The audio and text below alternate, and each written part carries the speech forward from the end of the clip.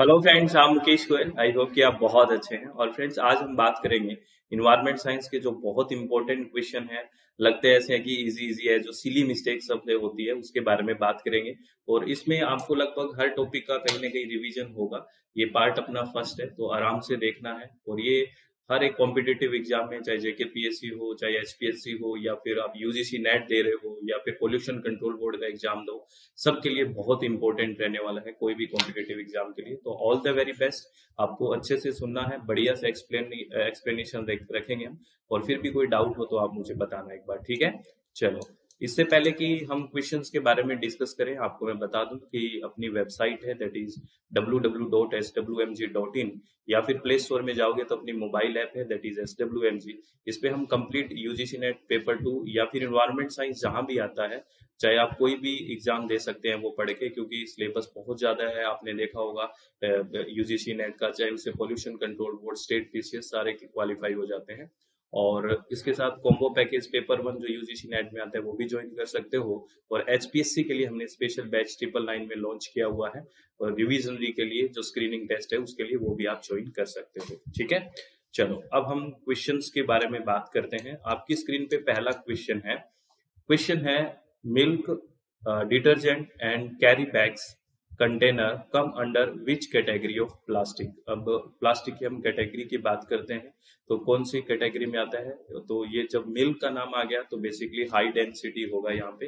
ये आपको, अब ये क्वेश्चन आपने कर लिया कि हाँ, अब आपको ये पता होना चाहिए कि हाई डेंसिटी लो डेंसिटी किस में है। ये हमें क्लासिफिकेशन पढ़ते हैं प्रॉपर, है ना? उससे क्वेश्चन है ये, तो ध्यान रखना है। मतलब ये क्वेश्चन करने का मतलब ये कि ये कंसेप्ट आपको पता होना भी चाहिए, ठीक है? उसके बाद नेक्स्ट क्वेश्चन है source segregation and storage of the waste generated in separate stream is the responsibility of. अच्छा क्वेश्चन है, क्या है? Source segregation and storage of the waste generated in separate stream is the responsibility of. किसकी responsibility है? ये responsibility है जो individual waste generator है उसकी रिस्पॉन्सिबिलिटी है। तो इसका राइट आंसर कौन सा आएगा? C is the right answer. Individual waste generator की रिस्पॉन्सिबिलिटी है ना? ये आपको ध्यान रखना है। उसके बाद क्वेश्चन है revised national ambient air quality standard MOEF and CC notification है ये 6/11/2009 का। Specify two method for the analysis of nitrogen dioxide. One of them is known as modified Jacob question या फिर सोडियम आर्सेनाइट मेथड, ठीक है? What is the other method specified in NAAQS 2009 standard. एक तो method आपको पता है, basically अगर नाइट्रोजन डाइऑक्साइड के लिए जैकोब की बात होती है। दूसरा मेथड कौन सा है, ये आपसे पूछा गया है। बड़ा अलग से ट्रिकी क्वेश्चन है, that is C option, chemiluminescence. This is the second method, ठीक है? ये इंपॉर्टेंट क्वेश्चन है। तो आपको जो national ambient air quality standard 2009 है उसका पहला मेथड भी पता होना चाहिए, और दूसरा भी। किसके लिए? ये नाइट्रोजन डाइऑक्साइड के लिए है। वैसे हम national ambient air quality standards के बारे में बात करते हैं, वहां पे हम जो परमिशिबल लिमिट है उसके भी बात करते हैं। आपने वो अच्छे से टेबल आपको याद आ गई होगी। और डिफरेंट डिफरेंट मेथड्स के बारे में भी बात करते हैं, है ना? वहां हम SO2 के बारे शुरू से करके लास्ट तक सारे जो पोल्यूटेंट्स हैं उसके बारे में बात करते हैं। तो वो टेबल आपको देखनी है, वो बहुत अच्छी है। वहां से लिमिट भी पूछ लेते हैं, 24 आवर एनुअल, जैसे PM2.5 PM10, वहां से क्वेश्चन पूछा जाता है। तो वो भी आपको अब याद आना चाहिए, ये जैसे ही national ambient air quality standard से जैसे क्वेश्चन आया है, ठीक है? उसके बाद हम बात करते हैं, कह रहा है in environmental impact assessment the full form of CEQ का फुल फॉर्म क्या है? This is council on environmental quality, है ना? ये क्या है? काउंसिल ऑन इन्वायरमेंटल क्वालिटी, याद रखना है। और यहाँ पे कंफ्यूजन का एक ही है, यानी ए ऑप्शन में आप कंफ्यूज हो सकते हो, सेंटर फॉर इन्वायरमेंटल क्वालिटी आपको लग सकता है, लेकिन नहीं, इसका आंसर है काउंसिल ऑन इन्वायरमेंटल क्वालिटी। ये आपको ध्यान रखना है, ठीक है? आगे बात करते हैं। नेक्स्ट क्वेश्चन है in a conventional water treatment plant which type of filter is commonly provided. जब यहाँ पे कन्वेंशनल आ गया ना, परंपरागत, in a conventional water treatment plant which type of filter is commonly provided. This is sand gravity filter होता है, rapid sand gravity filter. B option is the right option, ठीक है? अब आपको देखो, वाटर ट्रीटमेंट से क्वेश्चन आने ही आने होते हैं, इसी तरह के क्वेश्चन होते हैं, और यहीं से कंफ्यूजन क्रिएट होता है। ये कुछ टॉपिक डिसाइडेड से होते हैं, है ना? ध्यान रखना है आपको। अब ये क्वेश्चन बड़ा अच्छा, एक थोड़ा सा ट्रिकी क्वेश्चन है, अच्छा क्वेश्चन है if in a particulate control system PM 2.5 to PM 10 ratio jump from 0.5 to 0.7 it implies that। बड़ा अच्छा क्वेश्चन है। ये कह रहा है कि जो PM 2.5 का और PM 10 का जो रेशियो है वो शुरू में रेशियो था इसका बेसिकली PM 2.5 PM 10 0.5 था, है ना। अब उसका रेशियो हो गया है 0.7 हो गया है। तो अब यहाँ पे आप ये देखो, ये रेशियो 0.7 हो गया है। इसका मतलब यहाँ पे पहले अगर बात करें तो पहले आधा आधा था, यानी कि 0.5 वो था, 0.5 वो था एक तरह से, या इस तरह से रेशियो था। 0.5 था ना, PM 2.5 से PM 10 का रेशियो 0.5 था।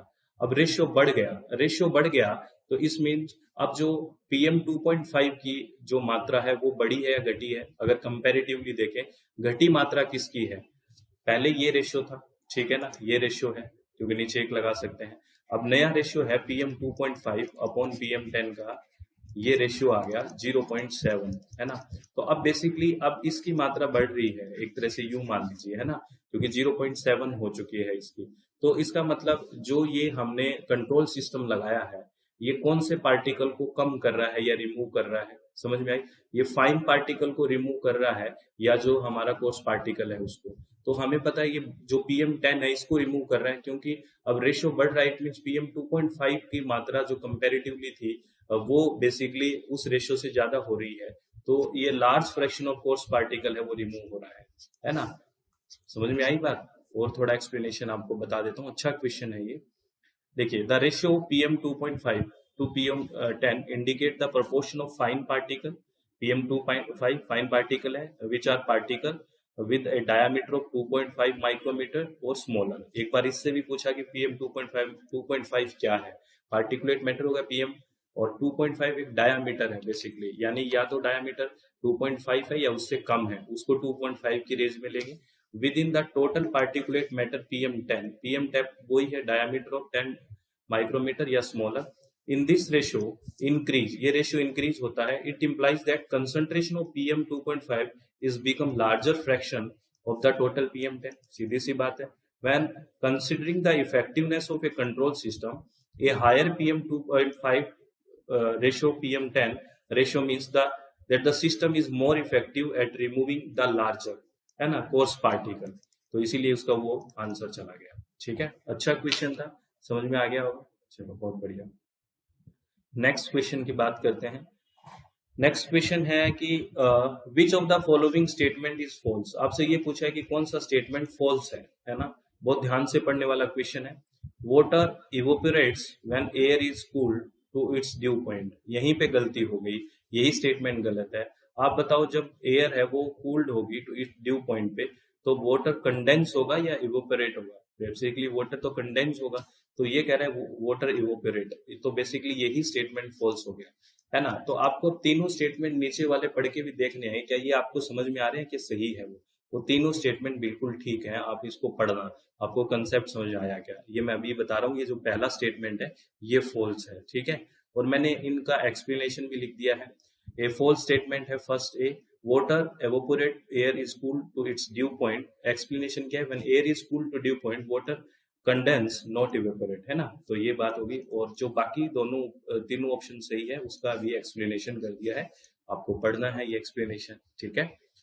चलो नेक्स्ट क्वेश्चन है, which of the following is the nodal agency in the country for the United Nation environment programme. यानी कि जो UNEP है उसकी प्रोग्राम के लिए नोडल एजेंसी कौन सी है, तो इसको पता है आपको, that is ministry of environment forest and climate change. This is a nodal agency, है ना। ये तो पता ही है आपको, इसका नाम तो बहुत सुनते हो आप, है ना। चलो आगे बात करते हैं। नेक्स्ट क्वेश्चन है, which is the major anthropogenic source for sulphur dioxide. ये एंथ्रोपोजेनिक पूछा है। वोल्केनिक इरप्शन नेचुरल हो गया, है ना। और अगर इसमें सबसे एंथ्रोपोजेनिक मेजर सोर्स की बात करें तो coal and crude oil combustion हो गया, है ना। कोयल की बात करते हैं ना, एंथ्रेसाइट, बिटुमिनस, लिग्नाइट, पीट। तो जो बिटुमिनस है उसमें सल्फर है, तो coal and crude oil combustion है वो एक मेजर एंथ्रोपोजेनिक सोर्स है सल्फर डाइऑक्साइड का। और next question, what is the inertial method used to measure size of aerosol particle, है ना। क्वेश्चन को पढ़ना, बड़ा अच्छा क्वेश्चन है। कह रहे हैं what is the inertial method used to measure size of aerosol particle. तो इसके लिए बेसिकली जो मेथड यूज करते हैं that is particle acceleration method, है ना। ये अब मेथड आपको थोड़ा, मैं अब क्वेश्चन की हम प्रैक्टिस कर रहे हैं, अब इसका थ्योरेटिकल पार्ट आपको आना चाहिए कि क्या है। This is particle acceleration method, और चारों ऑप्शंस आपको पता भी होना चाहिए, ठीक है। चलो नेक्स्ट बात करते हैं। नेक्स्ट क्वेश्चन है, which of the following waste water treatment technology can achieve effluent BOD less than 5 milligram per litre. Basically अगर बीओडी आपको लेके आनी है, biochemical oxygen demand less than 5 milligram per litre, तो इसके लिए कौन सा ट्रीटमेंट है ना, वो बेसिकली ज्यादा अच्छा है। तो वैसे तो सब लेकिन यूज होते हैं बीओडी को कम करने के लिए, लेकिन अगर लेस देन 5 लेके आना है तो उसके लिए एक क्वेश्चन हमने शायद पहले भी देखा है, दैट इज मेम्ब्रेन बायोरिएक्टर, है ना। C option is the right option इसका। चलो नेक्स्ट क्वेश्चन की बात करते हैं। टाइप 3 यानी कि polyvinyl chloride plastic is commonly found in, किस में पीवीसी, अगर पॉलीविनाइल क्लोराइड की बात करते हैं टाइप 3 जो है वो किस में मिलता है, वो पाइप्स में मिलता है, इरिगेशन पाइप्स, ठीक है, यही आ गया ऑप्शन। प्लास्टिक एक अच्छा इंपॉर्टेंट टॉपिक है भाई, है ना, यहाँ से क्वेश्चन पूछे जाने की पूरी संभावना है। आगे है, a city with tropical and humid weather produced waste with high calorific value, which of the following option is best suited for the city. कोई सिटी है वो tropical and humid weather produce waste with high calorific value से waste बन रहा है, इसमें कौन सा एक मेथड है जो बेसिकली बेस्ट सुटेड होगा उसके लिए, क्या करें उसके लिए जो सबसे बेस्ट होगा। तो हम इसके लिए अगर देखो हाई कैलोरीफिक वैल्यू है तो हम क्या बनाए, वेस्ट से एनर्जी बना सकते हैं। हाई कैलोरीफिक वैल्यू है तो वेस्ट टू एनर्जी हो जाएगा, है ना। Waste to energy is the right answer, C option is the right answer, ये ध्यान रखना है। नेक्स्ट क्वेश्चन है, in India which informal sector play crucial role in following solid waste management function, है ना। In India which informal sector, है ना, formal नहीं है, informal sector play crucial role in following solid waste management, recycling, ये बड़ा एक crucial है बेसिकली, ठीक है। तो रिसाइकलिंग हो गया, रिसाइकलिंग और सेग्रीगेशन दोनों है, इसमें अगर हमें सिलेक्ट करना पड़ता है तो बेसिकली रिसाइकलिंग होता है। ये एक बार राजस्थान पोल्यूशन कंट्रोल बोर्ड में क्वेश्चन पूछा गया था, ठीक है। आगे क्वेश्चन है, the activated sludge process consist of returning a fraction of the, activated sludge process की बात कर रहे हैं, ये जो वाटर ट्रीटमेंट की बात करते हैं, consist of returning a fraction of the, ये एक सेकेंडरी क्लैरिफायर है ना, ये है ना, basically sludge leaving the secondary clarifier, इसका राइट ऑप्शन डी हो गया, ये आपको ध्यान रखना है, ठीक है ना। आपको वाटर ट्रीटमेंट अच्छे से करना है भाई, ध्यान रखना। As per the Plastic Management Rule 2016, the minimum thickness of plastic carry bags has been increased from 40 microns to, कितना increase कर दिया है आपको पता है इसका। As the Plastic Waste Management Rule 2016 से thickness 40 से बढ़ा के कितना कर दिया, 50 माइक्रोन कर दिया है। तो राइट ऑप्शन इसका सी हो गया, ठीक है। चलो आगे बात करते हैं। क्वेश्चन है, which is the competent authority for notifying the EIA notification in India, EIA notification को जारी करने के लिए भारत में which is the competent authority, वही है MOEF एंड CC, ठीक है। Right option is the B option is the right option, ठीक है ना, ये ध्यान रखना, MOEF CC, मैं इसको थोड़ा सा एक्सप्लेन भी कर दिया है। The competent authority of notifying the EIA Environment Impact Assessment notification in India is the Ministry of Environment, Forest and Climate Change.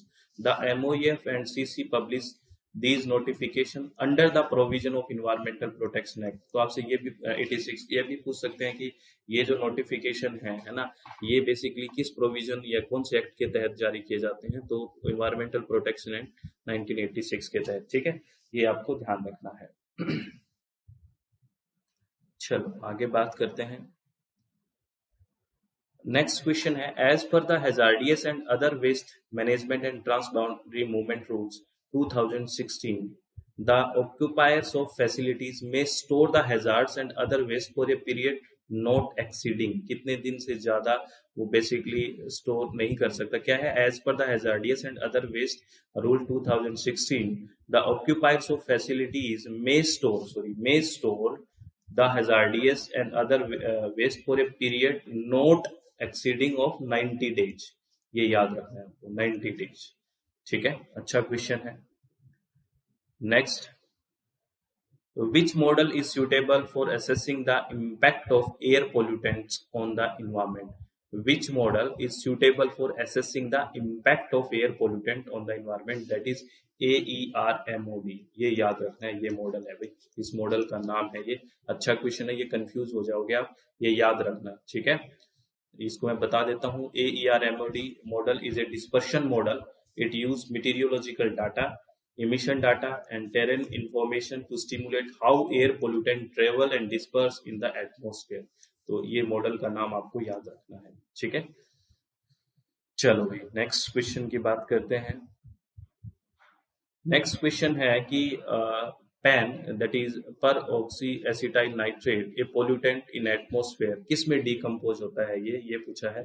तो ये डिकम्पोज होता है, decompose into per oxy ethanoyl radical and nitrogen dioxide, इसमें basically ये decompose होता है। तो second option है वो राइट ऑप्शन चला जाएगा, बी। और पैन आपको पता है एक सेकेंडरी पोल्यूटेंट है, ये भी आप जानते हो, ये प्राइमरी नहीं है। कैसा पोल्यूटेंट है, सेकेंडरी पोल्यूटेंट है, तो ये भी आपको ध्यान रखना है। नेक्स्ट क्वेश्चन है, chlorides are estimated by titration with standard silver nitrate solution by using as a indicator. आपको पूछा है कि इंडिकेटर क्या यूज करते हैं। ठीक है, तो इसमें कौन सा इंडिकेटर यूज करते हैं, बेसिकली इसमें potassium chromate, B is the right option, ये ध्यान रखना है। ये यहाँ से टाइट्रेशन मेथड होता है ना, इससे क्वेश्चन पूछते हैं। तो chloride are estimated by titration with standard silver nitrate solution by using potassium chromate as a indicator. ठीक है, ये ध्यान रखना है। आगे क्वेश्चन है, sludge retention time of conventional activated sludge processes. Conventional की बात करी है, तो स्लज रिटेंशन टाइम कितना होता है एक्टिवेटेड स्लज प्रोसेस में, कन्वेंशनल में? This is 5 to 15 days। Right option कौन सा आएगा इसका, D is the right option. 5 to 15 days sludge retention है। उसके बाद अगर बात करें, विच of the following is not a fossil fuel, ये कंफ्यूज कर देगा आपको। फॉसिल फ्यूल कौन सा नहीं है सर, ये क्या कंफ्यूज करेगा? एग्जाम में बैठे तो प्रेशर में कंफ्यूजन हो जाता है। बेसिकली यहाँ पे यूरेनियम है, वो एक फॉसिल फ्यूल नहीं है, ध्यान रखना। Which one of the following is not a fossil fuel? Petrol, coal, natural gas तो है, लेकिन यूरेनियम नहीं है। Uranium is a radioactive element in nuclear power, not a fossil fuel which is form from the remain of ancient organism, ऐसा नहीं है। Basically uranium एक radioactive element है, आपको पता है। नेक्स्ट क्वेश्चन है कि a coastal city produce municipal solid waste with high moisture content, high organic material, low calorific value, यहाँ कैलोरीफिक वैल्यू लो है, and low inorganic material, the most effective and sustainable option for municipal solid waste management in that cities. एक हमने वो पढ़ा था ना जिसमें high calorific value थी, तो वहां तो हमने वेस्ट से एनर्जी बना ली थी, लेकिन यहाँ लो कैलोरीफिक वैल्यू है और इसमें हम क्या करेंगे, मॉइस्चर कंटेंट है, हाई ऑर्गेनिक मटेरियल है, तो इसको हम कंपोस्ट खाद बनाएंगे। सीधी सी बात है, क्योंकि कैलोरीफिक वैल्यू लो है तो हम क्या करेंगे, कंपोस्टिंग करेंगे इसकी। चलो बहुत बढ़िया। नेक्स्ट क्वेश्चन है, which does the abbreviation NDIR stand for in the category of spectrometric analysis? Spectrometric analysis में NDRI किस लिए यूज होता है, NDIR sorry, that is non dispersive infrared. ये याद रखना, ये डिस्ट्रक्टिव लगता है कई बार, this is non dispersive infrared, ये याद रखना। IR for infrared, N for non और D फॉर डिस्पर्सिव। तो इसका राइट ऑप्शन क्या है, B is the right option. ठीक है, चलो नेक्स्ट क्वेश्चन है, Which of the following cation doesn't cause hardness? यहाँ थोड़ा कंफ्यूजन है कि doesn't cause hardness, अब आपको कैल्शियम और मैग्नीज का पता है कि हार्डनेस करते हैं। यहाँ पे Sr2 पॉजिटिव और सोडियम Na पॉजिटिव, यहाँ कंफ्यूजन हो सकता है। तो डजंट कॉज हार्डनेस, इसमें सोडियम पॉजिटिव आंसर आएगा। ये हार्डनेस नहीं करता, ये तीनों करते हैं। ये कॉमनली हमें सुनने को नहीं मिलता है, लेकिन ये भी हार्डनेस करता है। तो यहाँ लिख दिया है calcium ion, strontium ion will not a common as calcium and magnesium, strontium ion can also contribute to water hardness. तो वहां पे सोडियम आयन राइट ऑप्शन जाएगा अकॉर्डिंग टू दैट क्वेश्चन। ठीक है, ये ध्यान रखना है। आगे क्वेश्चन है, as per the biomedical waste management and handling rule 2016 the human and animal anatomical waste should be treated at disposal using which method. जब हम वेस्ट मैनेजमेंट की बात करते हैं और डिस्पोजल की बात भी करते हैं और अलग अलग डस्टबिन के कलर की बात करते हैं, येलो कलर डस्टबिन इसमें बात करते हैं, और तो मैनेजमेंट के लिए अगर क्या होगा, एनाटॉमिकल वेस्ट है तो हम उसको डीप ब्रिल करेंगे, यानी कि इंसिनरेट करेंगे इसको। ठीक है, और आपको पता है यहाँ पे हम एक टर्म और पढ़ते हैं, पैरोलिसिस भी पढ़ते हैं, तो आपको डिफरेंस बताना है उसमें क्या होता है।